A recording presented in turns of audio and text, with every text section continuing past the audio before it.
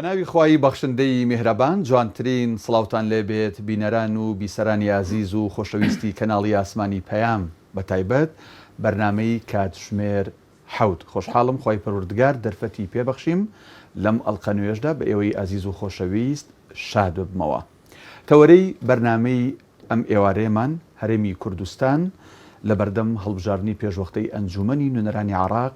شرۆڤە دەکەین بە میوانداری زۆر بەڕێز هاوژین عومەر هەم ڕۆژنامەنووس هەم شارەزا لە بواری هەڵبژاردن کە بە سوپاسەوە ڕاستەوخۆ لە ستودیۆکانمان لە سلێمانیەوە لەگەڵماندایە. کاگاوژین سڵاوی خوات لەبێت. سڵاوی خوا لە بەڕێزی شت سپاس بۆ ئامادەبوونت. سپاس. ئەگەر لێوە دەست پێ بکەین هەڵبژاردن وا باوە یان وا با بڵێن ڕێکخراوە بە پێی یاسا لە وڵاتێک 4 ساڵە لە وڵاتێک 6 ساڵە لە هەندێک وڵاتی 3 ساڵە. لێرە عادەتەن لە عێراق 4 ساڵ جارێک هەڵبژاردن ئەکرێ، بەڵام ئەم هەڵبژاردنێکی ئاسایی نییە، ناوی خۆی بەخۆیەوەیەتی هەڵبژاردننی پێشوەختە، ینی پێشوەختی ئاسایی خۆی کە تقریبا نزیکی ساڵێک کەمتر زیاتری ماوە بەڕێوەچێ. من لە جەنابتە پرسم وەکو شارەزایەک لە بواری هەڵبژاردن بۆ هەڵبژاردننی پێشوەختەی ناونراوە بۆ ئەم هەڵبژاردنە لەم کاتەیە. بەناوی خوای گەورە و میهرەبان سوپاس کاکدانا بۆ ئەم دەرفەتەوە، سوپاس بۆ بینەرانی بەڕێزی کەناڵی پەیام و ئۆستافەی کە لە پشتی کامێرەوە خزمەتی بەرنامەکە دەکەن. وەڵاهی کاک دانا هەموو لایەک ئەزانن بە تایبەتی ئەوانەی مهتەمن بە شەنی سیاسی و ئینتیخابی. لە 2018 ئینتیخاباتێکی تا سەرێسقان فاشل و ساختە و ناشەفاف کرا. لە ئینتیخابەکانی پێشووە بە دەرەجەی یەکەم تەزویراتی مەیدانی بوون، تەزویراتی یەدەوی بوون، کەمتر بەو شێوە بەرفراوانە گۆڕینی نەتائیجی لێ دەکەوتەوە، یعنی بەو شێوەیە کە تۆ بێی لە سێرڤەرایە لە سەرچاوە ڕسمیەکەوە نیسبەکان دەستکاری بکەی. بەڵام 2008 هەموو تەجاوزی هەموو سنوورەکان کرا. بەڕاستی ئەتوانین بڵێن لە قیمەی خراپی و ناشەفافیەتا بوو ئەو هەڵبژاردنە. بۆیە كل ما بني على الباطل فهو باطل. عێراق وڵاتێکی چۆنەڵێ مستەقیر نییە تا بڵێ وەڵاهی دەسەڵاتێک وەکو حیزبی بەعس ئەگەر مەرکەزی بێ زۆر شتی ناحەقی بۆ بچێتە سەر. کۆمەڵێ ئەجەندای متەناقیز هەیە لە عێراقا. بۆیە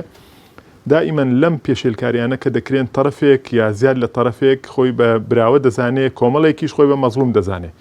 بۆیە هەر لە بیدایەتەوە وەزعی سیاسی پرۆسی سیاسی بەنا وەکو چۆنەڵێ مناڵێکی نەبەکان بە سەقەتی لەدایک بوو. ئەم خاڵە هەرتیان مایە، بۆیە بەڕاستی ئەتوانین بڵێین مەطلەبی شعبی لەلایەک هەبوو، ئەو هەموو فەساد و گەندەڵی و خزمەت گوزارێ زۆر بە ڕاشکایی مەطلەبی سیاسیش هەبوو. هەموو ئەم دوانەوای کرد کە واقعی ناڕزایی جەماوەری تەقاندەوە. لەگەڵ ناڕزایەتی جەماوەریشە کۆمەڵێ لە هێزە سیاسەکان لەسەر خەت بوون کە پێیان وا بوو ئەو هەڵبژاردنێک بووە زوڵمی زۆری تیاکراوە، ناشەفافیەتی تیاکراوە. بۆیە کارەکە بەوە گەیشت کە یەکێ لە داواکان بریتی بوو لە چی بریتی بوو لە هەڵبژاردننی پێشوەختە بۆ ئەوەی ئاسەوارەکانی ئینتیخاباتی پڕ لە تەزویری 2018 بسردرێتەوە. طبعا ئەمن ئێستاش دەیڵێمەوە ئەمە هەر تەرحێکی جەماوەری نەبوو، تەرحی سیاسیش هەبوو. زۆر جار ئەم تەرحەسێ کۆمەڵی هێز بەرژەوەندیان لە ئەم پرۆسەیەدا بوو، بەڵام تەغلیفەکرا بە هەنێ مەطالیبی جەماوەری. خۆ شتێک ئەگەر داوایەک ئەساسێکی حەقی هەبێ با حیزبی سیاسی بیکا، بە یەکێ لە سەرۆکایەتەکان بیکا، با جەماوەر بیکا، شتی ڕەوا هەر ڕەوایە.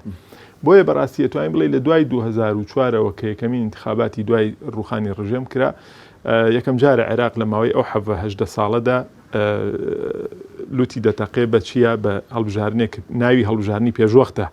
و لە یاسا و ڕێساکانیشا و لە دەستوریشا بە سەراحەت باسی هەڵبژاردن نەکرابوو، بەڵام کۆمەڵێک تەویلات، کۆمەڵێک لێکدانەوەی مشەڕع و قەزدی شارع بۆ ئاڕاستەیە برا کە ئەتوانم بڵێن جێیکەنەوە لە ناو تێگەیشتەکانی دەستورە. ئەم هەڵبژاردننی پێشوەختە دوای ئەوەی کە لە مانگی تشرینی 2009 خۆپیشاندانەکان لە عێراق هین عەفوەن 2019 خۆپیشاندانەکان لە عێراق سەری هەڵدا و تا ڕادەیەک حکوومەت و دەستگا ئەمنیەکان مۆفەق نەبوون لە بەرگرتن لەو مزاهراتانە و چۆنەڵێ زۆر بە شێوەیەکی نەگونجاو ویستیان سەرکوتیکەن، ئەوە بوو ناڕزایەتەکە زیاتر تەقیەوە. بۆیە بەڕاستی هەر لە بیدایەتەوە پێم وایە بێ چەند ڕۆژێکی کەم دوای دەستپێکردنی مزاهرەکان یەکێک لەوانە بەڕێز سەرۆکۆماری عێراق و خیتابێکی ڕێئاسیدا کە هەموو ئیلتیزامێکی خۆی پیشاندا بۆچی بۆ ئەوەی کە هەڵبژاردننی پێشوەخت بکرێ و یەکێک بوو لەوانەی کە دروشمەکانی خۆپشاندەرانی بردە ناو کۆشکی کۆماری و نورید و وەتەن ئێمە نیشتیمانمان دەوێت چونکە پێیان وا بوو لەو ئینتیخاباتی 2018 وەتەن زەوت کراوە، نیشتیمان زەوت کراوە، کۆمەڵێ هێز بە زەبری تەزویرات و ماڵی سیاسی و چەک و ئەوانە و بەو دەسەڵاتە هەیەیانە بەو چۆنەڵێ قووەتەی کە هیان بووە ئاڕاستەی یان نەتائیجی هەڵبژارنەکانیان گۆڕیوە و پرۆسەکە ئەوە بووە. بۆیە بەڕاستی لەو کاتەوە دوای طبعاً ئەمە بێگرێوگفت نەبووە. سەرۆکۆمار بمێنمەوە، سەرۆکۆمار بە حکمیەوەی پشتی کووردە بە شێوازێکی گشتی ڕاوێژی لەگەڵ لایەنە سیاسیەکان کرد لەسەر ئەو بارەیان ئەمە وەکو دەسەڵاتێکی سەرۆکۆماری خۆی ئەمەی کرد. ئەزانی چۆنە هەندێک شت هەیە تۆ پێویستە ڕایش بکەیت لە عێراقا کە کۆمەڵێکیانی سیاسی گەورە هەیە لەسەر ئاستی پێکاتەکان لەسەر ئاستی ئەوانە ناتوانانی بەبێ ڕایژە بکەیت، بەڵام لە نەتیجەشە سەرۆک کۆمار مؤسسەیەک یان منسەبێکی دەستوریە و مەهامیشی بریتێ لە پارێزگاریکردن لە حقوقی مواطنی عێراقی و لە سەلامەتی پرۆسەی سیاسی و سەلامەتی مافەکانی هاونیشتیمانیان چ مافە مادیەکان چ معنەویەکان بێ. بۆیە ئەتوانین بڵین لەبەردەم تەحەدایەکی قورسابوو سەرۆک کۆمارەوە بەڕاستی ئێمە ژۆکو تیمی بەڕێزیان یعنی جا چاکمان کردبێ خراپمان کردوێت دڵنیاین خراپمان نەکردووە بەو ئاڕاستەیە پشگیری سەرۆک کۆمارمانە کرد کە بەرەو وەڵامدانەوەی داواکانی شەقام داوا ڕەواکان و بەرەو ئەوە بچین کە ئینتیخاباتی پێشوەخت بکرێ و بەرەو ئەوە بچین کە پرۆسەی سیاسی بچێتەوە مەسارێکی باشتر لەوەی کە لە دوای هەڵبژارنی 2018 هاتەکایەوە. ئێمە ئەگەر وردیکەینەوە ئێمە وەکو کۆمەڵ ئیسلامی کوردستان من خۆم بەرپرسی مەکتەبی هەڵبژارنی ئەم حیزبە بووم لە هەڵبژارنەکانی تا 2010 و 2019 شمان بەڕێوە بردووە. ئێمە معقول نییە بە پێی داتاکانی خۆمان زیاتر لە 97,000 دەنگ لە سنووری سلێمانیا بێنین دوایی تقریبان 57,000 دەنگێکت بۆ بێتەوە. یعنی بۆ نمونە ئێمەش ئەگەر زۆر بچووکی کەیتەوە لە ڕوانگەی سیاسی کۆمەڵ ئیسلامی کوردستانیشەوە ئێمە هەر کاتی هەڵبژارن دەیان تەعنمان داوە بە دام و دەستگا و لیجانە قەزایە بەرپرسەکان چەندین تەعن چەندین جار هاوارمان کرد بەڵگە نامەمان خسەڕ و بەڵام سەیرەکەی دەسەڵاتێکی سیاسیە دەسەڵاتێکی بەخۆ دەبوو ئیشەکەی بۆ ئاڕاستیا برد. بۆیە بەڕاستی ئێمە وەکو جانبی ڕێڕەوی دەوڵەتداری وەکو هەتا وەکو تێگەیشتنی سیاسی خۆشمان کە ئێمە من وەکو ئەندامێکی کۆمەڵ ئیسلامی کوردستان بەرئەنجامی تێگەیشتنێکی سیاسی خۆم ڕەفتار دەکەم کە پێم وایە ئیشێک ئەبێ بکرێت لە خزمەتی هەم تاکابێ هەم خزمەتی نیشتیمانابێ. بۆیە بەڕاستی هەڵبژارنی پێشوەخت ئەمە مەجرایەتەکەی بوو ئەمە حیسیاتەکەی بوو لە دوای ئەوە هەنگاوەکان بە دوایە چوون بەڵام ئەمە بێگرێگۆڵ نەبوو. لە ڕاستیە من ڕەنگە ئەمە وەکو کاری دەوڵەتداری تۆ زۆر شت هەیە ئاماژەی پێ نەکرێ بەڵام من وەکو مەسئولێتی خۆم توان بڵێم لە هامیشا بڵێم چەندین ڕەنگە هەڕەشەی سیاسی ڕخنەی سیاسی تەزحیحی سیاسی بە دوایە هاتووە. تۆ داواکردنی هەڵبژارنی پێشوەخت شتێکی کەم نەبوو لە عێراقا کۆمەڵێ هێزی گەورە دژی ئەو بەرژەوەند دژی ئەوە بوو لێدان بوو لە بەرژەوەندی کۆمەڵێ هێز کە لەسەر ئەساسی تەزویر و ساختەکاری ئەویان کردووە جا لە هەرێم بوو بێ لە عێراق بوو بێ سوننە بوو بێ شیعە بوو بێ کورد بوو بێ هەموو ئەمان ئەوە بووە خۆتە زانی لە دوای ئەوە هەڵۆشانەوەی حکومەتی بەسەرا هات گێرمۆکێشەی ڕاستپاردنی سێ هینی سەرۆکایەتی ئەنجومەنی وەزیران تەکلیف کرا بوو ئەنجومەنی وەزیران هاتە پێشەوە چەندین سقوتی سیاسی هەبوو یعنی بەڕاستی هەتا زۆر جار من بەڕێ سەرۆکۆمارم وتوتومە جاری وای من نەگەمە ئەوینە ئەگەر مەبدەئیەتێک یا دڵسۆزیەک یا چۆنەڵێ تەسەورێکی صحیح نەبێ ئینسان بۆچی مەسەلەن تەحملی ئەو هەموو زەختە بکە وانە حسابۆن ئەگەر تۆ هەندێک داوا هەیە بەرزی نەکەیتەوە لەوانەیە مستەقبەلی سیاسی مسۆگەرتر بێ وەک لەوەی کە تۆ بێتەوە بەڵام ئەم قەزەیەکی ئەخلاقی بوو قەزەیەکی مەبدەئی بوو هەمومان متفق بووین لەسەری و بەڕاستی قەزێکە لەوە هات دوای ئەوە ڕێکارە یاساییەکانی خۆی وەرگرت شتەکە بوو بە ئەمری واقع و جەلساتی سیاسی لەسەر کرا مناقەشاتی سیاسی خوبەرامان کۆ کردەوە هێزە سیاسیەکانمان کۆ کردەوە بۆ ئەوەی شتێک بێ جگەر لەوەی هەڵبژارنە پێشوەختەکە بکەین کە ئەشکرێ مەنزومەی هەڵبژارنەکە گۆڕانکاری بەسەرا بێ کە چۆنەڵێ زیاتر عادلی پێوە بێ قسەکە لەوەیە باشە ئێستا باسی ئەم بڕوارەکەم کە دەیدەیە نەک ئەوەی کە پێشتر مانگی چوار ینی دیاریکرا ئەوە بوو دواخرا بۆ مانگیدا ینی ئێستا ساڵێک شش دیاریکرا سەرتا چوار بوازم یا شش بوو شش باش جەنابتان شارەزاترن بە شەشی شش بوو پێم بەڵێ زۆر باشە بۆ کەمتر لە ساڵێک یا ساڵێک یا زیاتر لە ساڵێکی مابوو بۆ وادە ئاسایەکی خۆی چییە گۆڕاگەن ئەم ساڵش هەر عێراق ئاوا بەردەوام بواە ئەزانی کاک دانا ئەوەی کە بە تایبەتی لە ناو عمقی واقعی عێراقیە ئەژی کە ئەزانێ عێراق ئێستا کۆمەڵێ ئەزمە و قەیرانی قوڵی هەیە یعنی بەڕاستی ئێمە پێشتر باسمان کرد وتمان کە تۆ پرۆسەیەکی سیاسی ساختە دروست بووە، یعنی متمانە نەماوە لە بینی دەسەڵات و خەڵکە، چونکە تۆ پێداویستی ڕۆژانەیەکانی خەڵک لە عێراقا بەرجەستە نییە و کێشەی گەورە هەیە لە ناو هەموو ئەو قەیرانە سیاسی و ئەمنیە قوڵە هەیە. دوای ئەو عێراق بووتە ساحەی کۆمەڵی ئەجەندا بەڕاستی سەیرەکەی ئێستا من نزیکی 3 ساڵێکە لە بەغدام هەروەکو هاوژین، یعنی چەند چوومەتە ئەوێ تەسەورەکەی جاری وایە ئێستا پرۆژەم هەیە پرۆژەی گرنگ کە لە مانگی 5 2019 تقریبا لە سەروبەندی وابزانم ڕەمەزانی ساڵی 2019 بۆ تسلیمی بەڕێز سەرۆکۆمارم کردووە، مەشروعەکەی هەر بە مسودەیی بینیوە، مەشروعەکەی قبول بووە، یعنی فریای تەکمیلەکەی نەکەوتین قەیرانی ئەمریکا و ئێران هات. طبعا هەر چڕبوونەوەیەکی کێشەکە لە منتیقەکە بەشێکی عێراق باجەکەی دەدا، یا مەسەلەن عێراق بەشێ لە جوگرافیاکەیە بێ بە ساحەی ئەو ململانەیە. دوای ئەوە مزاهرەکان هات، دوای ئەوە سقوتی حکوومەت و تشکیلی حکوومەت قەسفی هەنێک منشئاتی عسکەری و مەخازنی عسکەری ئەمریکی کە یەکێگەی و ئیسرائیل یەکێگەی و نازانکی یەکێگەی خۆی تەقیوەتەوە کە ئەمانە هەموو تەرکیزی خەڵکانی کە دەوڵەت بەڕێوە ئەبەن مەشغوڵەکە بەڕاستی. بۆیە عێراق اینجا قەیرانی داراییمان توش بوو، اینجا کۆرۆنا هات، اینجا ئەم وڵاتە خۆی بەڕاستی ئێستا من پێشەوەی بێمە ناو بەرنامەکەەوە لەگەڵ نوێنەری منەظەمەی سەحی عالەمی لە عێراق کە بەڕێزێکی مەغریبیە نوێنەری بڵێن بەرپرسی مەلەفی عێراقەوە لەگەڵ ئەو بەڕێزانەشی کە ئیدارەی منەظەمەکە دەکەن باسی ئەو شتانەمان کرد. ژێرخانی هەتا ئەگەر تەندروستی بگری ژێرخانی تەندروستی عێراق وێرانە، مەسەلەن هەموو ژێرخانەکانی عێراق پێویستی بەوەیە، هەزاران مەکتەب هەیە پێویستیان بە نۆژەنکردنەوەیە، هەتا پێشەوە باز لەوە دەکرا کە 1000 مەکتەب ڕوخێنراوە بۆ ئەوی بودجەیان بۆ تەرخام کرێت ئەوە بکرێت، ڕوخاوە بودجەکە ئێستا باز لەوە دەکەن کێشە لە بودجەکەیە هەیە، ینی دروست نەکراونەتەوە. بۆیە بەڕاستی یەک ڕۆژ تەحملی چۆنەڵێ دواکەوتن ناکا واقعی عێراق. بۆچی؟ چونکە احتیقانی سیاسی هەیە، ینی پیش خواردنەوەی سیاسی هەیە.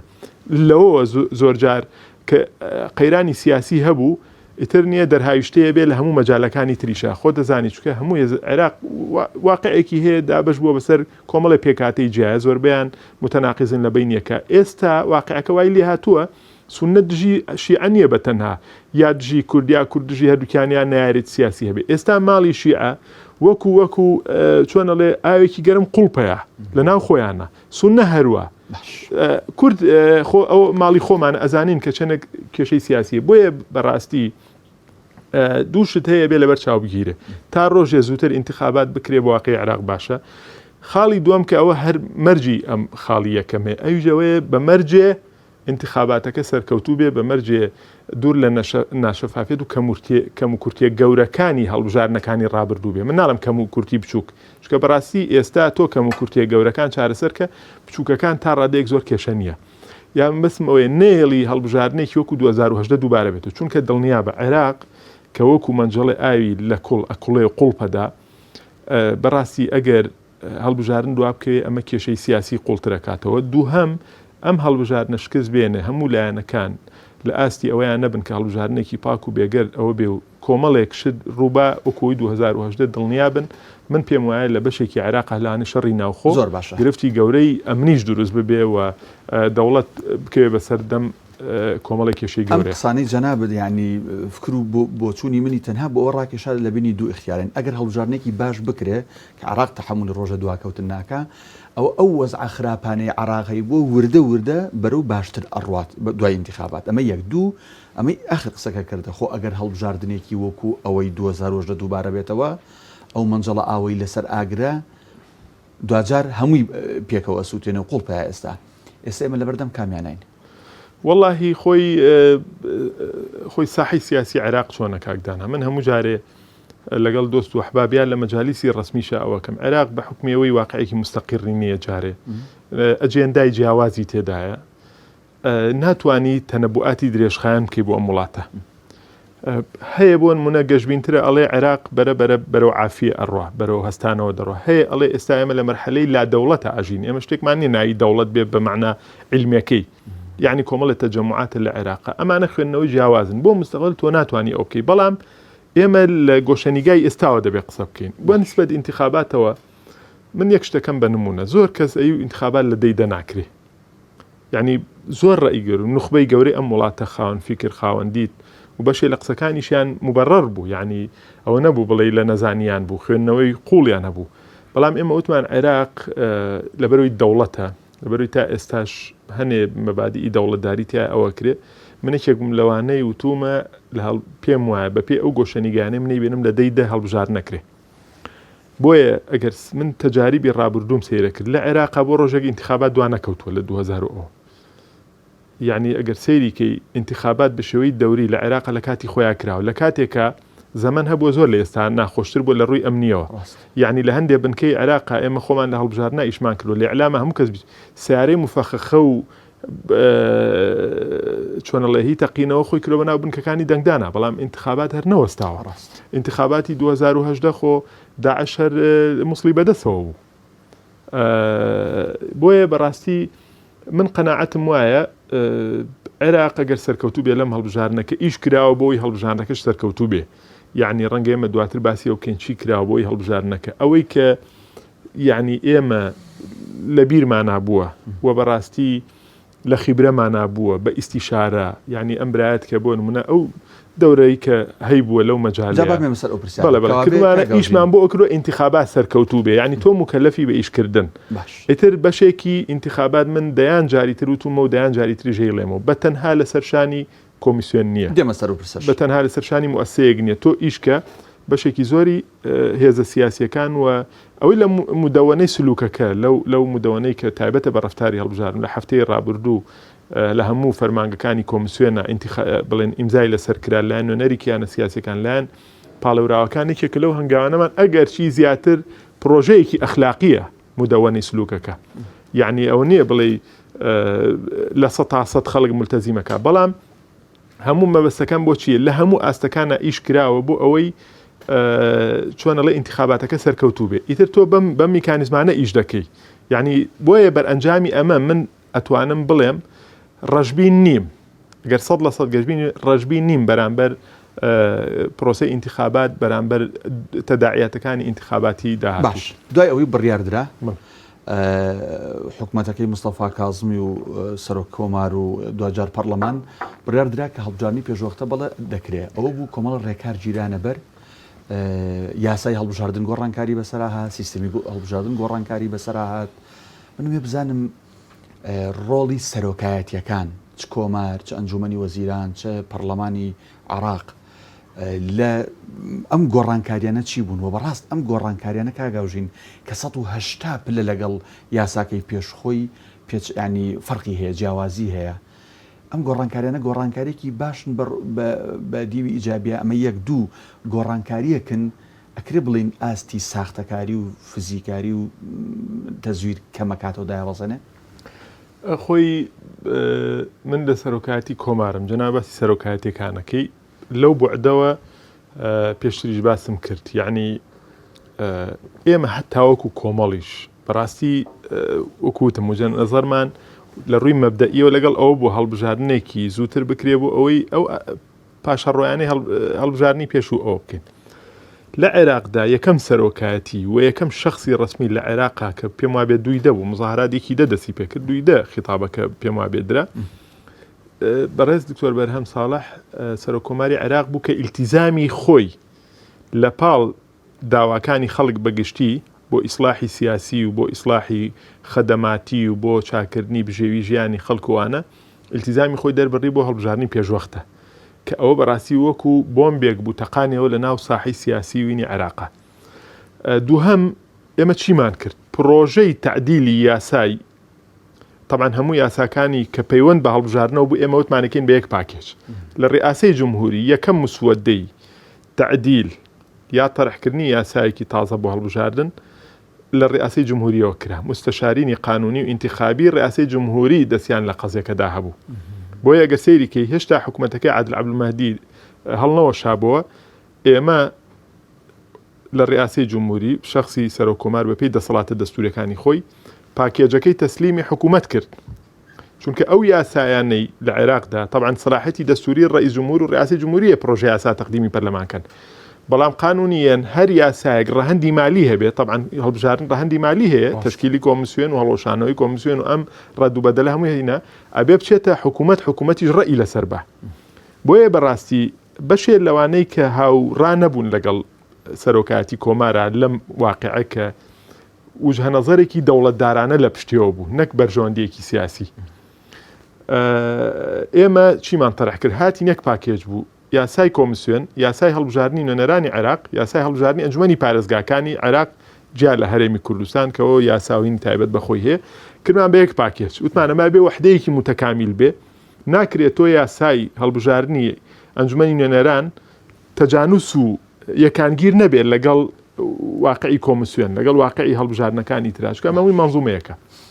بەڵام ئەوە بوو حکوومەتی عادل عەبدولمەجید هاتن تەشویهێکی ئەو قەزیان کرد پەرپەرتیان کرد و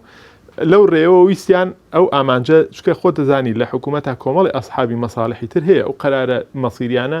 بە تەکید لە دەولەی عێراقیە بەشی ئەوە ناری سیاسیت هەیە ڕەنگە دەسەڵاتیشی هەبێ میلیشیا هەبێت جایەتی ئەویانە کرد بۆیە ئەویان کرد دەستکاریەکی بەشێ لە جەوهەری پرۆژەکەیان کرد وەلحاصل چووە ئەنجومەی نوێنەران لەوێش قۆناغی زۆری بڕی کە ڕەنگە ئێمە لێرە ئێستا پێویست نەبێ وردەکارەکە بەڵام ئێمە خەتووە لەگەڵی بووین و بەڕاستی ئەو پرۆژەیە لە ڕیاسی جمهوریەوە دەست پێ کرد هەتا بەڕێزی وا بوو کە مەسەلەن ڕەئی لەگەڵ ئەو بازنە بچووکەکانان نەبوو طبعاً یەکەم جار بازنەی فەردی تەڕح کرا یعنی هەر بازنەیەک عێراق بڵێن 329 پەرلەمانتاری هەیە بکەین بە 329 بازنە من خۆم زۆر لەگەڵی نەبووم بە سەراحەت زۆریش داوام کردوتم چکە ئەمە بەشێکی ڕەنگە پێچوانەی دموکراسیەت و فرەلایەنی سیاسی ببێتەوە وا بکە کۆمەڵێ هێز کە ئێستا کۆمەڵێک کورسیان هەیە لە پەرلەمانی عێراق تۆ لە پێنای ئەڵە چاکیمە کە باخراب نەبێت لە پێنای ئەو واقعەکە چاکەی بەشێ زۆڵم لەوانەش بکەیت واقعەکە بە شێوەیەکی تر تۆ ئاڵۆزیکەی و بی ئاڵقێنی بۆیە دوجار هەموو لە ئەگرێکەوتن بە مناقشەی سیاسی و اتفاقی سیاسی لەسەر بازنەی مامناوەند ئەوەی ئێستا هەیە 4 کەسە و 3 کەسە پێوترێ بازنەی مامناوەند بازنەی بچووک نییە پارێزگا کرا بە ئەوە هەموو عێراق کرا بە 83 بازنە لەسەر ئەساسی 83 کۆتای ئافرەتان بۆیە بەڕاستی ئەتوانین بڵێن لە لەدایکبوونی فکرەکە لە گەڵاڵەکردنی هەموو پرۆژەکان ئیشی باشکرا خاڵی دووەم کە ئەمە زۆر گرنگە لە ئێستاە ئێمە سێ سەرۆکایەتی ڕسمیمان هەبووە حکوومەت سەرۆکایەتی کۆمار پەرلەمان لەم دەورەیە سەرۆک کۆمار زۆر مەسەلەن گرنگی بە سەرۆکی دەسەڵاتی دادوەریشدا فایق زەیدان بۆیە ئێستا مستەلاحی سێ سەرۆکایەتەکە زۆر جار ئەگەر سەیری بەیاناتی چالاکیەکانی ڕیاسی جمهوری بکەی ئەڵێ 4 سەرۆکایەتەکەی عێراق بۆیە ئەویش هاو ئەتوانین بڵێن لە ڕێەوە بە تایبەتی ئیتفاقێکی باش هەبوو لە بینی هەر سێ سەرۆکایەتەکەی کۆمار وەزیران لەگەڵ دادوەری بە تایبەت و لە زۆر مەحفەلیشا ئەوەنەی من هەستم پێکردو سەرۆکی پەرلەمان هاوڕابوو بەڵام ڕەنگە ئەوکو ئەجێندایەکی سیاسی کە ئێستا لە ڕووی مناقەشاتی سیاسیەوە تەحەدیەکی زۆر بەرامبەر ئەو هەیە لە ماڵی سونەیە و نارێکی سیاسی بە قوتیان لێ قوت کردوێتەوە تۆزێک لە هەندێک شتا هەستە کرد کە حەزی بە دواکەوتنی انتخابات و کردمە بەس محەممەد هەلبوسیە دکتۆر بەرهەم و بە هاوڕێتی ئەو سەرۆکانەی تری دەستگا دەستوریەکانی عێراق یەکان گیریەکیان هەبوو لە بیرکردنەوە لە پرۆژە بۆچی بۆ ئەوەی ئەم هەڵبژارنە بە فعلی هەڵبژارنێکی نەزیح بێ چکە خۆتە زانی سەرۆک وەزیرانیش کەسێک نییە لە ناو هینێکی حیزبێکی میلیشایی یا حیزبێ پرۆژەیەکی سیاسی خاوەن مەساڵح کە بۆ نمونە بەپێی مەسلحەتی هێزە سیاسەکەی خۆی ئەم شتانە بکات بۆیە عەقڵەتی دەوڵەتدارانە عەقڵەتێکی مەدەنیان عەقڵەتێک بۆ تەرشیدی حکم و ڕێکردنەوەی ناڕێکیەکانی حکم تەحەکومیە کرد لە بینی ئەمسیانەیە و بە تایبەتیش بەڕێز دکتۆر بەرهەم ئەوەی کە لە ڕابردووە مەسەلەن ئەم مستەفا کاظمی وەکو قوتابیەکی وا بۆ وەکو کەسێک کە لە فەلەکی دکتۆر بەرهەم ئاسووڕاوەتەوە دکتۆر بەرهەم ڕاستە دەسەڵاتەکەی ئەو بەقەدەر دەسەڵاتی بڵێن هین شتی تەنفیزی لەبەردەست نییە لە ڕووی دەستوریەوە بەڵێ وەکو سەرۆکی ئەنجومەنی نوێنەران بەڵام من ئاگدارم بەڕاستی زۆر شت هەبووە کاظمی زۆر ئیسفادەی لە ئەفکارەکان لە ئینەکانی دکتۆر بەرهەم کردووە و ئەتوانین بڵێن لەژێر تەسیریشیا بووە بۆیە بەڕاستی ئیشێکی باش کراوە بە نیەتی و ئیرادەیەکی باشیشەوە ئەوە کرا من قەناعەتم وایە نەتیجەیەکی باشیشی ئەو گۆڕانکاریانی لە کۆمیسیۆن کرایانی ئێستا هەمووی دادوەر بەڕێوەی ئەبا جاران تیمێ بوونیانی دەدێڵە 150 نەرم کردبوو لەگەڵ پرۆسەکانی هەڵبژاردن هەرچەنە تەزویرێکی زۆریشان لە ئاخیرا با بڵێن بەسەرا تێپەڕیا بەسەرا ئەنجامدرا بەڵام ئێستا دادوەرن کۆمیسیۆن گۆڕانکاری بەسەرا هادیاساکەی وەکو ئەمانە تەسەورەکرێ ڕێگر بێ لە بەردەمەوەی کە سینەریۆی 2010 دووبارە نەبێتەوە خۆی یەکەم کۆبوونەوەی سەرۆکایەتەکانی عێراق کرا من وەکو تاکە کوردێک لە مەنزومەی سەرۆکایەتی و سەرۆکایەتەکان بەشداریم تیا کرد بە حکمی هەڵبژاردن بە حزوری نوێنەری UN جنین بلاسخارت و کۆمیسیۆن و دامەزراوەمانیەکانی عێراق کە پرۆژەی یاسای میزانی ئینتیخاباتیشی تیا گەڵاڵە کرا و مەسەلەن ئەوە بۆ بانکردنی مجتەمەعی دەولی بۆ سەرپەرشتیکردنی کاروباری ئینتیخابات و نامە ئاڕاستەی ئەنجومەنی ئاسایش کراوانە هەموو لەو کۆبوونەوە گەڵاڵە کرا. ئێمە وەکو سەرۆکاتی کۆمار ئەو پەیامە درا بە کۆمیسیۆن. ئێمە دەمانزانی کە ئەم قازیانە بە دوو ئەتیبار ڕەنگە پێویستیان بۆ بێتەوە پشتیوانیان بکەی. یەکەم دادوەری بەڕێز ئیشەکەی جیایە. یعنی لەگەڵ متون و نصوص و قەرارات و قانون و مزەکەرات و ئەم شتانە مامەڵی کردووە. هەڵبژاردن پرۆسەیەکی فەنی عەمەلی ورد بووە. باشە لەگەڵ عەمەلێکی گەوری سیاسیشە. بەڵێ طبعاً هەڵبژاردن لە نەتیجە قەراری فەنی نییە بەتەنها قەراری سیاسیە بە دەرەجەی یەکەم. بڵێن جیاوازی ئیختیساسەکان هەبووە لە قەزێکەیە. دووهەم ئەمان سابقەی ئینتیخابیشیان نەبووە. بڵێن وەکە ئەوی کە دادوەر بوون ئیختیساسەکە جیا بووە ئەم زیاتر ڕەهەندی چۆنەڵێ میسالی و نصوص و ئەو شتانە بە سەریازاڵە ئەویش هەم عەمەلیە ئیختیساسەکان جیا بووە. دوم هیچیشیان تەجربەی ئینتیخاباتیان نەبووە. ئەوەی کە ئێستا کابرا بڵێ کاکەمە لە فەقەرەیەک یا لە محەطەیەکی ژیانیا ئیشی ئەوەی کردووە وەکو چۆن ئێستا من لە سەرۆکایەتی کۆمارم دەوری ڕایژی ئینتیخابیە بینم لە سەرۆکایەتی کۆمار بەڵام ڕۆژێ لە ڕۆژان ساڵانێک ئیشم وەکو دەستگایەکی حیزبی ئینتیخابی کردووە ئاگام لە هەندێک قەزێ هەیە بە پێشوەختێکەوە چوومەتە ناو قەزێکەوە. بۆیە ئەو پەیامەی کە درا بە ناوی سەرۆکایەتی کۆمارەوە بە موافقەی هەموو سەرۆکایەتەکانی ترەوەی کە ئێمە لە پشتانین بۆ تەجاوزکردنی هەر کێشەیە بێتە بەردەمتان لە نەقسی خیبرە لە نەقسی مەسەلەی بودجە لە نەقسی مەسەلەی کەوادر ئێستا ڕۆژانە هەفتانە دەوریانە کە ئێمە مەسەلەن لە سەرخەتین لەگەڵ کۆمیسیۆن و دام و دەستگا پەیوەندیدارەکانی هەڵبژاردن بۆ نمونە جاری وا هەیە کێشە لە مەسەلەی کارمەندا هەیە کارمەندی ڕۆژی دەنگدان بۆ نمونە تۆ وەزارەتێکت هەیە وەزارەتی ناوخۆی تەربیە سەدان هەزار ئەندامی هەیە مۆزەفی هەیە ئەمانە بۆیان هەیە تەقدیمی کەن وەکو مۆزەفی ڕۆژی دەنگدان ئێجاری وا هەیە ئەم وەزارەتە بۆ نمونە لە 200 هەزار مۆزەفی میلاکی خۆی بۆ نمونە لە هەر هەژدە محافەزەکەی عێراق با بڵێن 15 ئەوەی حکوومەتی فیدراڵی هەزاران مۆزەف ناوی دێتەوە بۆ سەر سندوقی دەنگدان ئەم هەر یەکێک لە مۆزەفانە نزیکی دە ڕۆژ کاتی ئەوێ ئیجازەی بیتێ بۆ ئەوی دەورە ببینێ و چۆن بتوان لە ڕووی فەنیەوە پرۆسەکە بە سەرکەوتوی ئەو بکە جاری وایە وەزارەت هەیە کار ئاسانی ناکە ڕۆتینیات هەیە سێرەکەی کێشە بۆ کارمەندە دروستە بێت کە بۆ کارمەندە دروست بوو ینی بۆ پرۆسەی ئینتیخابات دروستە بێت ئێمە بۆ ئەم کێشە ڕۆژانیان لەگەڵیان نابووین مەسەلەی یەکێک لە کێشەکان ئەو بووە لەبەر ئەوەی یاسایەکی بەردەست نەبووە لە بیدایەتەوە کێشیان هەبوو میزانیان نەبوو بۆ ئینتیخابات بۆی لێ و یەکەم کۆبوونەوەی سێ سەرۆکایەتەکان سێ بڕیاردرا یەکێک لەوانە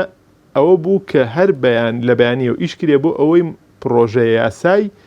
بودجە ئینتیخابات گەڵاڵە بکرێ لەوێ بڕیاردرا لە مودەیەکی زەمەنیە ئەوە یەکلا کرایەوە کێشەی تریان هەبووە کێشەی سیاسی کێشەی ئەوەی پرسیارەکەی من بابینەسەوەی کیانی تا چەند ئەمانە ئەبێتە بەردەم ئەوەی ڕێگر بێت هەر خۆی گۆڕینی من پێشتر باسی ئەوم نەکرد هەر خۆی هەڵوەشانەوەی کۆمیسیۆنی پێشوو و ئەمە خۆی بە خۆی عقوبەیەکی گەورە بوو تۆ مؤسسەیەک تا مدیر عام و ئەمانە هەمووی هەڵوەشایەوە هەمووی نەقڵ کران هەمووی ئەوە کران و ڕاستە مەسەلەن کۆمەڵی عەقڵ هەبوون با مەسەلەن خەڵکی خراپیشیان تیا بوو بێ بەڵام خبرەی هەڵبژاردنیان هەبوو ئەوانە هەموو کرانە دەرەوەی معادلەکە کۆمیسیۆنێکی تازاوە ئەمانەش هەموو لە هەنگاوی ئیسلاحاتەکان نابوون مەبەستەکە چییە ئاڕاستە گشتێکە بەو ئاڕاستەیە بوو کە هەڵبژاردنێکی باش بکرێ پێشوەخت کرێ نەزیه بکرێ موسەلزەماتی هەڵبژاردننی نەزیه چییە کۆمیسیۆنێکی باشت هەبێت چکە تۆ بەبێ کۆمیسیۆنێکی باش کۆمیسیۆنێک کە مولتەزیم بێ بۆی ئینتیخاباتێکی باش سەرپەرشتی بکە تۆ ناتوانانی ئینتیخاباتی باشت هەبێت ئەم کۆمیسیۆنە باش ئێستا ئەو کۆمیسیۆنە لە ڕووی کەسەکانەوە خەڵکی دادوەرن خەڵکی بەڕێزن بەڵام خۆ لە بیدایەتەوە نەقسی خیبریان پێ ئەبینرا یعنی خۆ تاوانی کەسێکیش نییە بەڕاستی ئێستا من لە اختصاسێک خیبرم نەبێت تا خیبرە پیاکەم بەڵام ئێستا ئەستەکەین خیبرێ باشیان پیاکرۆ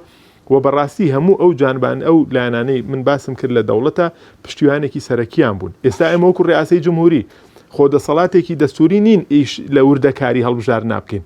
بەڵام خۆ ئەشکرا سەرۆک کۆمار یعنی ئەگەر بۆ نمونە ئەم خۆهیلاکردنەی نەبووایە بە دوواداچوونی نەبووە بە کاروباری انتخابات خۆ هیچ لە ڕووی دەستوری هیچ لەسەری نەدەکەو کۆمەڵی قەراراتی فەوقی دەدات ئەوانە بەڵام ئێمە ڕۆژانە هەفتانە هەموو مەشاریعی خۆمان هەیە و اختراحاتی خۆمان هەیە پرۆژەی خۆمان هەیە ئیشمان کرد زۆرێک لەو قەراراتانەی کە دەرکراون لە کۆمیسیۆن ناڵم زۆربەی بەڵام بەشێکی باشی جێدەسی ئێمە بووە زۆرمونە یەکێک لەو قەرارانەی کە ئەنجومەنی وەزیرانی عێراق دەری کرد لە کۆبوونەوەیەکیا چەند مانگی پێشێستا ئەو پرۆژەی ئێمە بوو ئەمڕۆ ئەومان کرد بەیانی کۆبوونەوەی ئەنجومەنی وەزیران بوو تەقدیم کرا بۆ ئەوەی چی بکەین بۆی پرۆسەی بایۆمەتری تۆماری بایۆمەتری زیابێت لە عێراق مدەیەکی زەمانی بۆ فەرمانبەران دانران مەسەلەی قسەمان هەبووە لە مەسەلەی انتخاباتی خارجە ئەوە پرسیارێکمە بێ کاگاوژین بەپی دەستوری عراق هەموو تاکێکی عراقی مافی دەنگدانی هەیە بەڵام ئەم کۆمیسیۆنی ئێستا با بڵێن دەنگدەرانی دەرەوەی وڵاتی عراق بە هەرێمی کوردستانیشەوە بێبەشی کردووە مافی دەنگدانیان نییە ئەمە ڕێکارێکی باش بوو ئەمە بەچی یاسایەک بەچی پێوەرێک لەبەرچی ئەمەی کرد لە ڕاستیدا ئەوکو جەنابەت فەرمووت بێبەشکردنی عەمدەن بەبێ هیچ هۆیەکی یاسایی قانونی هەر هاوڵاتیەکی عێراق کە مافی دەنگدانی هەبێ ئەوە ئەچێتە بابی مخالفەی قانونی و دەستوریەوە باش بەڵام ئەم مەسەلەیە ڕاستە وەکو مەبدە تەجمیدکردنی هەڵبژارنی خاریان نەکردنی لەم کاتەیە بە پێ و مبەررانەی باسکرا خزمەتێکی گەورە بە نەزاهەتی ئینتخاباتەکە چکە بەڕاستی ئەمە بینیمە ئینتخاباتی دەرەوە ناشەفافێتی زۆری تیا بوو تەزویراتی زۆر دەیان سندوق هەموو زۆری نێ سندوقەکانە توانن بڵێ کێشیان لەسەر بوو یعنی زۆر زیاتر لە حەدی خۆی ئەوەی کە ئێستا مەوردەکارەکانە بیستین دەنگی تیادرا بوو ئەوانە ئەزانرا ینی خەڵکانی معنی لە عێراق دام و دەستگای معنی ئەیانزانی کە ئەم کێشانە هەیە سەبەبەکە چی بوو بەڕاستی ئێستا ئەزمەی کۆرۆنا لە عالەمە دەربڵاوە تۆ مەسەلەن وڵات هەیە کۆمەڵی چالاکی عامی ڕاگرتووە تایبەتی ئەمە لەو قۆناغە سەرەتانەی کە ئیشەکرا لەسەر چۆن مامەڵە لەگەڵ انتخاباتی خارج بکرێ چۆن مامەڵە لەگەڵ کەمپی ئاوارەکان بکرێ لەگەڵ کۆمەڵشتی انتخاباتی تایبەتا بکرێ پرۆژەکان بۆ ئەوەی وا بکرێ کەلێنەکانی تەزویر پڕ بکرێتەوە بە تایبەتی لەو کاتانەی کە ئەم قەرارە گەڵاڵە بوون کە ئەم دراساتانە طبعا ئەمەش وەزارەتی خارجی تەقریری خوێندەوە بۆمان بەڕێز فواد حسێن وەزیری خارجی باسیەوە کرد ئەمە هەمووی بربەست هەبوو لە هەندێک وڵاتە تۆ ناتوانی لە سیاسەتی عامی ئەو وڵاتە دەرچی کە بۆ نمونە کەرەنتینەی سەر تاسەری هەبوو یعنی ئەمانە کۆمەڵی ئەسباب هەبوو کە دراسە کرا لە نەتیجە ئەو قەرارەدا من پێم وایە قەرارێکی زۆر حەکیمیش بوو بەڕاستی وای کرد بەشێکی زۆر لە تەزویرات کە لە ڕێ انتخاباتی خارجەوە هات ئەوە کرا چۆن هەندێک ناڕێکی لە مەسەلەی کەمپەکان ئیشی لەسەر کرا بۆ ڕاستکردنەوەی لەوانی ترا ئەمە ژێکێک بوو لەو مەسەلانەوە هەموو لایەنە دەستوری و قانونیەکان و دەستگا قەزایەکانی عێراقیش کە معنین بە تەفسیری دەستورینەکان هیچ کێشەیەکیان لەسەر نەبووە کە ڕێگرەکان بەشێکی مۆزوعی بووە نەگەوەی تۆ بە سیاسەتێکی عەمدی دوور لە ویستی مافەکانی تاک و ویستی خەڵک بێ قەرارێکی وا بدەین ئاماژەم بۆکەن کاتم کەماوە هاوکارم بیبووی کە بتوانین ئەو پرسیارانی ماون بە کورتی وەڵام بیتەوە ئەم هەڵبژاردنی پێشوەختەی ئەنجومەنی نوێنەرانی عێراق نێوماڵی کورد شیعە سونە ئەم سێ مکەوێنە سەرێکە با بڵێن ینی بەهۆی یاساکە و بەهۆی با بڵێن سیستەمەکە ئەم جارەوە نێوماڵی یەک خستون ڕێکی خستون یا ئەوەنی تر پەرتەوازە و شپرزی کردوون ئێمە وتمان لە عێراقدا فەرقەکە ئەوەیە زۆر جار قەراری دەوڵەت ئەچەسپێ یعنی ئەم هێزە سیاسیانە کە هاتوون ڕەنگە ئێستا فەرقی ئێمە لەگەڵ ئەوان ئەوە بێ زۆر جار ئێمە ینی خۆمان هەندێک قەراری حکوومەتوش دێ مثلا ناچێ حیزب لە حکوومەت گەورەترە لە عێراقدا تا ئێستا قەراری دەوڵەت ڕاستە دەوڵەت کێشەی هەیە مەشاکلی هەیە بەڵام قەراری دەوڵەت ئەوە دەبێت ئەمەش بە چییە ئەبێ ئەوەیە کە یەکێ لە دلیلەکان ئەوەی هەموو لایەک ئیقراریان کردووە بۆ هەڵبژاردنە ئەگەر لایەکیش پێی خۆش نەبوو بێ یا معارض بوو بێ لە ڕاستیدا قوتی ئەوەی نەبووە بتوانێت قەراری دەوڵەت قوت بە یا ئیجماعی سیاسی قوت بە بۆی هەڵبژاردنەکە نەکرێت چونکە بەڕاستی دافعەکان بۆ هەڵبژاردننی پێشوەخت دافعی یعنی هەمووی ئیجابی بوون و نەزەریەن زۆر باش بۆ عێراق ئەشکێتەوە و عێراق خاتە سەر ڕاستەڕێیەک لانی کەم تۆ پرۆسەیەکی سیاسی شەرعیت هەبێ جا ئەگەر ئەم میسالیەتە ئەم عەفوەن ئەم جانبە نەزەریە توانیمان سەرکەوتوو بین لەوەی بە عەمەلیش ئاوا بێ ئەوە عێراق ئەوە دەکا بۆیە ماڵی سونە و شیعە کێشەی زۆری تایە چ لە بینی یەکە لەگەڵ یەکە چ لە بینی یەکیشە لە ناو خۆشیانە بە کوردیشەوە طبعاً بەڵام دوجار ئەمە دەوڵەتە قەرارەکانی قووەتی هەیە و چووە بواری جێبەجێکردنەوە و بەڕاستی هەموو لای خۆیان لەوە کردو ئەسڵی قانونەکەش کە سەر لەبەری گۆڕاوە بەڕاستی سیستەمی دەنگدان و هەڵبژارنەکەی گۆڕیوە هەر لە مەسەلەی بازنەوە هەر لە مەسەلەی کۆمەڵی مەسائلی ترەوە بەشێکی ئامانج بۆی لێ چی بوو ڕاستە ئێمە باسمان کرد هەر خودی هەڵبژارنەکە بۆ ئەوەیە ئەوانە بسرێتەوە بەڵام بە دەستور و میکانیزم و مەنزومەیەکی یاسایی تازە ئەم هەڵبژارنە دەکرێت بەشێکی بۆ ئەوەیە تۆزێ ئەو فەوزا سیاسیەشی لە عێراقا هەیە ئەوە بکرێ بۆیە هەوڵدرا لە بیدایەتەوە یەکێ لە مەقسەدەکانی ئەم یاسایە چی بوو مەبدەئی تەحالوفات بەقوت بکرێت لە عێراق کە تۆ سەروبەندی تەشکیلی حکوومەت دێ لە بریەوەی لەگەڵ 50 کوتلەی سیاسیە قسە بکەی یا 50 حیزب قسە بکەی بۆ ئەوە بێ بۆ نمونە هەموو تەشکیلەکانی ناو ئەنجومەنی نوێنەرانی عێراق بێ بە 5 تەحالف 6 تەحالف 7 تەحالف یا لانی کەم پرۆسەی سیاسی حکوومەت بۆ نمونە 2 تەحالفی گەورە 3 تەحالفی گەورە پێکی بێنێ ئەمە تۆزێ فەوزای سیاسی لە عێراق ئەوە دەکا بەبێ ئەوەی ئەبێت طبعاً ئاگداری ئەوش هەبێت پرۆسەی فرەلایەنی سیاسی کەم نەکاتەوە بۆ نمونە انتخاباتەکە بە شێوەیەک یا ئەوە زۆر لە کاتی خۆیان قسەی لەسەر کرا و تا ڕادەیەکیش بە ئاڕاستەیەکی باشە بزانمەگە هەڵەن نەبم بڕیارێکی کەش دراوە با بڵێن ئەو هاوپەیمانێتیان ئەو لیستەیان ئەو کاندیدانی کە بڵین زۆرترین دەنگێنن پێش ئەوەی یەکەم دانیشتنی پەرلەمان بکرێت ئەوە لایەنی برا و سەرکەوتۆ چکە جاران ئەمەش گرفت دروستە بوو لایەنێک پارتێک لیستێک هاوپەیمانیەک یەکەمە بوو دوای لە ناو پەرلەمانە دووسێ یەکیانە گرت و ئەوەی ئەو مەسەلەی کوتلێ ئەکبەر گرفتی بۆ دروستە بوو کاک هاوژین پرسێکی تر کە لە کۆتایی بەرنامەکە حەزەکەمانی قسەی لەسەرکەین پرسی بەشداری و بایکۆتە بەڕاست ینی ئەم بەشداری کرد و بایکۆتە چ ئەوانی کاڵن بایکۆت بکەین با بڵێن چ بەرنمەیەکی بەدیلیان پێ چ سوودێکی هەیە ئەوانەی کە ئەڵەن با بەشداری بکەین چ سوودێکی هەیە ئەگەر ئەمە بەستنەوە بە پرسیارێکی ترەوە بۆی فریا بکەوین بەتایبەت لە نێو ڕابوونی ئیسلامی لە نێو لایەنە ئیسلامیەکان ئەم بابەتە چۆنە بە بڕایتەوە خۆی لە ڕووی ئەسلیەوە ئێمە بە ئێستا نەڵێن شت بە منطقی ڕەفز و هینی تام یعنی هەم ڕەفزکردنی تام یا قبولی تام ئەو بکەین هەموو قەرارێک ئیجتیهادێک کە لە بەرئەنجامی هەز بە مەسئولیەت دراسە قوڵبوونەوە لێکدانەوە موبەڕیراتی ڕاست و دروست ئەبێ ڕێز لێ گیراو بێ ئەمە مەبدەئێکی ئیسلامیە ئەگەر خەڵەتیش بێ ئیجتیهاد ئەگەر بەرمەبنای وەسائلی ئیجتیهاد و بنەماکانی ئیجتیهاد بێ ئەوە کاکە ئیسلامی قراری پێکردووە تۆ ئەگەر کابرا نەشی پێکا ئەجرێکی ئەگەر پێکای ئەوە دوو ئەجرێ بێ یعنی بۆ نمونە ئەمەش دافعێکە بۆ ئەوەی کە خەڵک بیرکاتەوە یعنی چۆن عەقڵێتی ئیجتیهادی پەرە پێبێن لە ناو کۆمەڵگە موسڵمانەکانە ئەم مەسەلەیە ئێمە من زۆر دژایەتی ئەو ڕەیانە ئەەکەم کە باسی بایکۆتەکە بەڵام لە نەتیجە ئەوانەی کە لە بەرئەنجامی دراسە ئەم قسەیە دەکەن کە ئەگەر من لەگەڵیشی نەبم زیاتر ڕێزی بۆ دانم لە کەسێکەوە کە کەسێکی لاموبالاتە لە حیاتی شخصی خۆیان هەر وەکو قسە فڕیان چونکە بەڕاستی کاکدانە بنیاتنان ئەرکی زۆر ئەوێ ئێستا ئێمە برادری وا هەیە مەسەلەن لاانێ بڵێ هاوژین لە بەغداچی کردو من دەیان دۆکیومنت ئەتوانم بێنم کە ئەرکی نیشتیمانی خۆم ئەرکی شەرعی و تەنانەت حیزبی و سیاسی خۆشم بەو شوێ هێنا ئەوەی پێم کرابێ کردومە لەو پۆست و مەکانەتەی خۆمان لە ڕێ ئەو دەسەڵاتە گرنگەی کە من ئیشی لەگەڵ دەکەم لە عێراقا بۆچی بۆ ئەوەی انتخابات لەو مەجالەی خۆمەوە چیم پێکرابێ بیکەم بۆ ئەوەی بە نەزیهی بێ ئایا ئەمە ئامانجێکی ئیسلامیە یا ئیسلامی نییە کاکە هەر بە بنەمای ئینکاری مونکەر و ئەو شتانە ئەو بکەیت انتخابات من بە منطقی حرام و حەڵال قسەی تیان ناکەم انتخابات عملەیەکی سیاسی ئیجتیهادیە هەتا لە ڕۆ ئینەکەشیەوە ئەچێتە بواری مەسلحە و مەفسەدەوە بەڵێ بەشێ لە زانایان باسەکە تۆ ناتوانانی ئێستا بڵێ کاکە مەسلحەتی ئومەت وایە تۆ مزاهرە بکەیت وانە من وەکو پرۆژەی سیاسی ئیسلامی خۆمەڵم کاکە بێ مزارێ وکو حەڤەی شوبات بکرێ نابێ بڵێم فەرزە تۆ بچی چونکە مەسەلەی شتێک کە لە ئیسلاما فەرز بوو ڕۆژێک نایە بێ بە حرام چونکە لانەیە من ڕۆژێک بێم لەو مەجالە سیاسیە کە مەجالێکی متەغەیراتی ئیسلامە یعنی بڵێم کاکە مەسلحەت وابێ کە من مزاهرە نەکرێ دوایی خەڵکەڵێ ئەمە لە چی ئەوە لە چی بەرژەوەندی ئیسلامی ئەوەی ئاقڵمەندانی ناو ڕەوتی ئیسلامی و تیاری ئیسلامی لە کوردستان دەیبینن ئەوەیە کە بایکۆت نەکرێ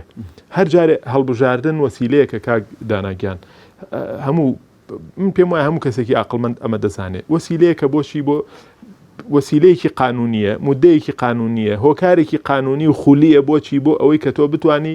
ئیسلاحی سیاسی تیا بکەی بە تعبیرە ئیسلامیەکەی خۆمان ئینکاری مونکەرکەی دەموچایەکەی سەرکەوتونەوە تۆ ئەوە بکەی یعنی لە بینی تێکچوونی انتخابات کە وەکو وەسیلەیەکی سلمیە تۆ باوەڕ پێی نەبێ لەگەڵ یەکلاکردنەوەی کێشەکان بە شێوەی چەکداری و دوور لە ئاشتیانە هیچ شتێکی تر نییە لە غیری ئەو دوانە هیچی ترمان نییە ئەمە زانایان قسەیان لێ کردو ئێمە وەکو تەلەبەی بەردەستی و زانایانە قسەی ئەوانەکەینەوە. بۆ نمونە دکتۆر عەبدولحەمید ئەبوو سولێمان ڕەحمەتی خوای لەبێ لە مانگی هەشتا مرد و من ماستەرەکەشم لەسەر فیکر و تەسەوراتە فیکرەکانی بەڕێزیان. کتێبێکیە العنف وإدارة الصراع السياسي في الفكر الإسلامي. يعني بس کۆمەڵی ئەدیلەکانی هێنێ پێغەمبەری خوا صلی الله علیه و سلم زۆر جاتی ئەوەی کردووە لە تەجربەی خۆیان لەگەڵ شەڕی ناخۆ نەبووە. شەڕی ناخۆ بە معنای چی؟ بە معنای یەکلانەکردنەوەی کێشە سیاسیەکانی ناو کۆمەڵگەی موسڵمانان دوور لە ئاشتیانە. هەتا باز لەوە دەکەن کە دەوڵەتی مەدینە دروست کرد پێشەوەش خۆ بەشێ لەو قیادە عسکەریانەی لەگەڵ بووە لە مەکە وەکو مجتەمەعی ئینی خۆی بووە. بۆ نمونە ئەم گرژی و ئاڵۆزیانە دروست نەکران بۆچی دوایی وەکو دەوڵەتێک لەگەڵ دەوڵەتێکی ترە ئەم ناکۆکێ سیاسیانە چەکداری تێکەوت و ڕوبەڕووبوونەوەی سەربازی تێکەوت. بۆیە بەڕاستی لە منتیقی ئیسلامی و ئێمە هیچمان لەبەر دەست نییە جگەل لە ئینتیخابات بۆ ئەوەی بە شێوەیەکی سیاسیانە بە شێوەیەکی سلمیانە ئێمە ئینکاری مونکەر بکەین بە هاوبەشی ئەوەی کە قەنەعەتی بە پرۆژەی سیاسی ئیسلامیە. بۆیە بەڕاستی کەسێک کە دێت زۆر جار مشکلەمان لەگەڵ و دەعوایانە ئەوەیە کاگین لە خۆڵ کاکە هەڵبژاردن ئەوە ناکرێت کاکە لە بینی ئەوەی کە ئێمە 2 ساڵە وەکو هاوژین مەشغوڵین بەوەی چی بکەین بۆ ئینتیخابات ئەو قسەیە سێک ئێمە قسەکەی من 2 ساڵ بیرکردنەوە و پرۆژە و هەوڵی لە بەڵام کەسێکی تر مەسەلەن لە ڕێوەڵە کاکە ئەوە ناکرێت.